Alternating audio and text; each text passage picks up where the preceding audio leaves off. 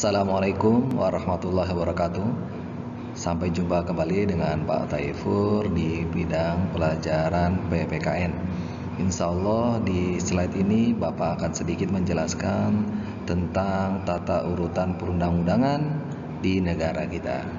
Jadi mohon disimak dan jangan lupa tetap gunakan masker dan jaga jarak jika kalian keluar rumah agar kita terhindar dari pandemi COVID saat ini. Ya, semoga sehat selalu. Selamat menyimak. Pada konsep pelajaran saat ini, tata urutan peraturan perundang-undangan dalam sistem hukum nasional Indonesia itu ada 3. Yang pertama, makna tata urutan peraturan. Jadi nanti kita akan membahas tentang apa sih makna terhadap tata urutan perundang-undangan di negara kita. Ya. Dan yang kedua, pembentukan peraturan perundang-undangan di Indonesia. Bagaimana perundang-undangan ini bisa terbentuk ya di Indonesia. Nanti kita akan bahas di slide berikutnya. Dan yang terakhir, kita akan membahas tentang bagaimana ketaatan terhadap perundang-undangan. Ya, jadi setelah perundang-undangan dibentuk, sudah disosialisasikan, dan bagaimana sikap masyarakat dan bagaimana masyarakat menyikapi tentang undang-undang tersebut. Baik, marilah kita simak yang pertama tentang makna tata urutan perundang-undangan. Ya, Bapak sampai lupa. Pada dasarnya kita belajar itu memiliki tujuan ya. Kita lihat di slide berikut ini ada 4 tujuan. Kalian harus bisa. Yang pertama adalah menata tata urutan perundang-undangan dalam sistem hukum nasional di Indonesia secara adil.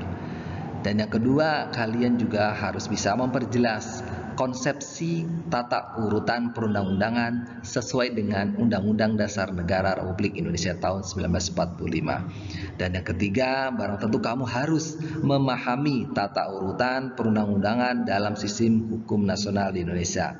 Dan yang terakhir, kamu juga dapat mendemonstrasikan peran sebagai penyusun tata urutan perundang-undangan. Jadi yang terakhir ini kamu bisa berperan itu artinya melakukan gitu ya.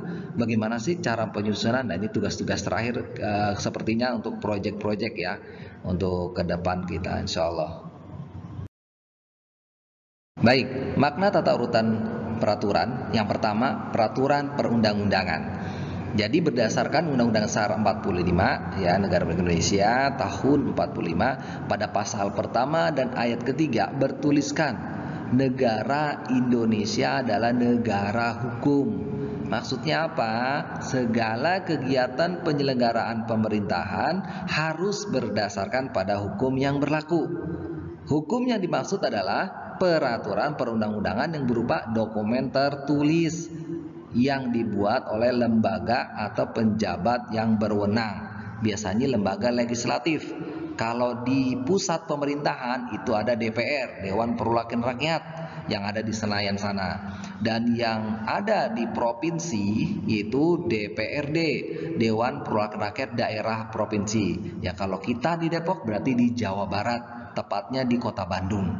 Dan juga ada presiden. Presiden itu membuat peraturan namanya Perpres, peraturan presiden. Dan gubernur juga bisa membuat peraturan namanya Pergub, peraturan gubernur sesuai dengan kebutuhan daerahnya masing-masing. Jadi Bapak katakan makna tata urutan peraturan perundang-undangan Indonesia sekali lagi adalah negara hukum sesuai dengan pasal 1 ayat 3. Oke. Berikut beberapa pengertian peraturan perundang-undangan dari beberapa tokoh nasional. Salah satunya di sini disediakan di slide yang kalian perhatikan ada 3. Yang pertama Bapak Bagirmanan pada tahun 1987 beliau mengatakan bahwa peraturan perundang-undangan adalah setiap putusan tertulis yang dibuat, ditetapkan dan dikeluarkan oleh lembaga dan atau pejabat negara yang mempunyai fungsi legislatif sesuai dengan tata cara yang berlaku. Ini menurut Bapak Bagirmanan pada tahun 1987. Sedangkan Bapak Suhino pada tahun 1981, wow, ini paling tua ya, maksudnya di paling awal beliau, Pak Suhino ini menyatakan jadi bahwa peraturan perundang-undangan memiliki makna. Beliau mengatakan, pertama, proses atau tata cara pembentukan tata cara peraturan perundang-undangan dari jenis dan tingkat tertinggi, yaitu undang-undang sampai terendah yang dihasilkan secara atribusi atau delegasi dari kekuasaan perundang-undangan. Dan yang kedua, keseluruhan produk peraturan perundangan tersebut. Ini Pak Suhino menyatakan makna dari peraturan perundang itu ada dua, ya. Dan yang terakhir dari Bapak Ahmad Hamid At-Tamimi, ya, Tamimi ini pada tahun 1990 ya. Ini sekitar 30 tahun yang lalu ya. Beliau menyatakan bahwa peraturan perundang-undangan sebagai semua aturan hukum yang dibentuk oleh semua tingkat lembaga dalam bentuk tertentu dengan prosedur tertentu, biasanya disertai sanksi dan berlaku umum serta mengikat rakyat. Nah, ini beliau katakan seperti itu tentang makna dari peraturan perundang-undangan. Yang kedua, peranan peraturan perundang-undangan. Jadi ada alasan penting kenapa peranan perundang-undangan itu bagi negara Indonesia ini menurut Bapak Bagirmanan ada 4. Yang pertama, merupakan kaidah hukum yang mudah dikenal, mudah diketemukan kembali, dan mudah ditelusuri. Dan yang kedua, alasan penting, memberikan kepastian hukum yang lebih nyata, karena kaidah-kaidah dalam peraturan perundang-undang mudah diidentifikasi dan ditemukan kembali. Yang ketiga, adanya struktur dan sistematika yang lebih jelas sehingga memungkinkan untuk diperiksa dan diuji kembali baik dari segi formal maupun segi materi muatannya. Dan yang terakhir, kata Bapak Bagirmanan, pembentukan dan pengembangan peraturan perundangan dapat direncanakan.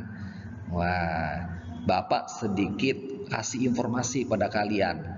Ada 4 alasan penting dari Bapak Bagirmanan ini peranannya. Yang pertama nih, kata kuncinya aja kita ambil. Kata kunci yang A itu artinya merupakan kaidah hukum yang dikenal dan mudah ditelusuri. Nah, kata kuncinya kenal dan mudah. Nah, cukup itu. Dan yang kedua, B, kata kuncinya di sini sepertinya yaitu bahwa peraturan mudah diidentifikasi. Ya, kalau yang pertama tadi mudah dikenal dan mudah ditelusuri, yang B itu mudah diidentifikasi. Nah, itu kata kuncinya. Dan yang ketiga, kata kuncinya itu hanya struktur dan sistematika. Ya, yang terakhir kata kuncinya yaitu direncanakan. Jadi peraturan perundang-undangan itu bisa direncanakan. Itu kata kuncinya. Sekali lagi Bapak ulangi lagi, peranan perundang-undangan itu kata Bapak Bagirmanan ada 4. Kata kunci pertama mudah dikenal, mudah ditelusuri. Yang kedua adalah mudah diidentifikasi, dan yang ketiga adalah terstruktur atau tersistem, dan yang terakhir itu bisa direncanakan. Sedangkan fungsi peraturan perundang-undangan menurut Bapak Bagirmanan itu memiliki 2 fungsi. Yang pertama fungsi internal dan yang kedua fungsi eksternal. Internal itu berarti di dalam, dalam. Yang kedua eksternal, itu luar. Kita pahami yang pertama, fungsi internal berkaitan dengan keberadaan peraturan perundang-undangan dalam sistem hukum suatu negara. Fungsi internal tersebut terdiri dari fungsi penciptaan hukum, pembaharuan hukum secara integrasi dan kepastian hukum. Dan fungsi yang kedua yang eksternal dari luar Peraturan perundang-undangan terdiri dari fungsi perubahan, stabilisasi, dan kemudahan. Ini dua fungsi perundang-undangan. Menurut Bapak bagaimana? Ada dua ya, fungsi internal dan fungsi eksternal. Namun ada tokoh lain ya, ini Bapak Aan Sidman juga menyatakan bahwa peraturan perundang-undang itu memiliki dua fungsi. Yang pertama, fungsinya itu sebagai pernyataan efektif dari suatu kebijakan yang dibuat oleh pemerintah. Yang kedua, sebagai hukum yang menjadi sebuah langkah penting bagi suatu negara dalam upaya perubahan perilaku. Ini menurut Bapak Aan Sidman ya. Ini orang Sunda atau orang luar negeri ya? Kayaknya sih orang Sunda ya, Aan gitu ya. Baik, kita lanjut slide berikutnya.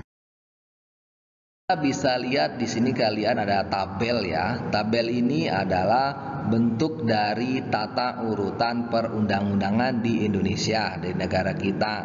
Yang pertama yaitu ketetapan MPRS nomor 10 garis miring MPRS tahun 1966.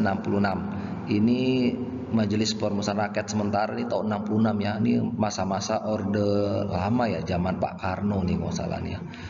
Dan yang kedua TAP MPR nomor 3 MPR tahun 2000. Nah, ini tahun 2000 ini udah hampir 20 tahun yang lalu nih ya. Ya, ini yang berikutnya, yang kedua ini Undang-Undang nomor 10 tahun 2004. Jadi 4 tahun kemudian ada perubahan kembali. Dan yang terakhir nih yang baru tahun 2011. Berarti 9 tahun yang lalu ini ya. Undang-undang dirubah kembali tata urutannya. Kalian bisa perhatikan ya, dari pertama tahun 66, tahun 2000, tahun 2004 hingga tahun 2011 ada berbagai perbedaan dan juga ada persamaan. Kita lihat persamaannya itu pasti di nomor 1 ya, Undang-Undang Dasar 45 itu di urutan yang pertama ya. Itu urutan yang sebagai Undang-Undang Dasar negara kita itu 45 itu adalah undang-undang yang paling dasar dan nomor pertama, namanya UUD, Undang-Undang Dasar. Yang dasar itu yang pertama. Dan yang kedua itu ketetapan MPR. Nah, itu hampir sama semua tuh ya, ketetapan MPR. Namun di tahun 2004 itu sedikit berbeda. Namun tahun 2011 akhirnya kembali sama. Dan yang ketiga ya, di sini muatakib cukup unik ya. Nomor 3 itu di tahun 1966 itu undang-undang dan peraturan pengganti undang-undang. Di tahun 2000 undang-undang. Nah, di tahun 2004 peraturan pemerintah. Nah, pemerintah bisa mengeluarkan ya. Dan yang terakhir nih kita tahun 2011 undang-undang peraturan pemerintah diganti undang-undang. Jadi kembali lagi ke pada tahun 66. Jadi pada saat ini tahun 2020 berarti tata urutannya tuh kita menggunakan pada tahun 2000 Undang-Undang nomor 12 tahun 2011 hingga poin ke-7. Kalian bisa simak ya di sana. Jadi beberapa tata urutan. Tata urutan itu berarti urutan yang pertama sampai urutan yang terakhir ya. Hampir sekarang yaitu sampai 7 urutan. Yang terakhir kalian perhatikan di tahun 2011 nih yang sekarang berlaku, yaitu peraturan daerah atau Perda kabupaten kota. Kalau kita ada di Depok berarti Perda Kota Depok. Nah, itu kita harus mengikuti. Kita ada di Provinsi Jawa Barat berarti peraturan daerah atau Perda provinsi, yang gitu ya. Di atasnya provinsi itu ada peraturan presiden, Perpres, gitu ya. Presiden juga ada bikin peraturan juga, dari peraturan pemerintah. Ini kalau peraturan pemerintah itu berarti pemerintah, presiden bersama anggota DPR dan elemen-elemen lain membuat suatu peraturan, gitu ya. Ini aturan-aturan yang sedang berlaku. Ini prosesnya seperti itu. Baik anak-anakku, sepertinya pertemuan kita untuk saat ini cukup sekian dulu ya. Yang terpenting adalah kalian juga bisa belajar melalui buku paket kalian yang sudah kalian beli di sekolah, ataupun juga kalian membaca situs internet di berbagai media. Jadi ini hanya salah satu saja saran Bapak. Bagi yang mau bertanya bisa kita chat di grup WA yang sudah disediakan. Dan setelah ini setelah nonton kalian lihat tugas kalian di classroom ya. Selamat mengerjakan soal-soal. Tapi insya Allah sih soalnya hanya 2 ya.